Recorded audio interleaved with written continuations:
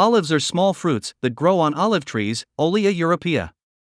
They belong to a group of fruit called drupes, or stone fruits, and are related to mangoes, cherries, peaches, almonds, and pistachios. Olives are very high in vitamin E and other powerful antioxidants. What are the benefits of eating olives? Nutrition. Olives are rich in vitamin E and other antioxidants, which may help reduce the risk of health conditions like cancer, diabetes, stroke, and heart disease. How many olives should I eat a day? To keep your saturated fat intake within the recommended guidelines, it's best to limit your intake to 2 to 3 ounces, 56 to 84 grams, about 16 to 24 small to medium-sized olives, per day.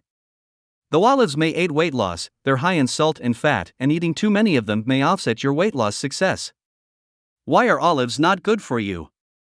It is worth noting that food producers usually preserve olives in brine, which has a high salt content. Over time, excess levels of salt in the body can lead to high blood pressure, heart attacks, and stroke, so people should eat olives in moderation.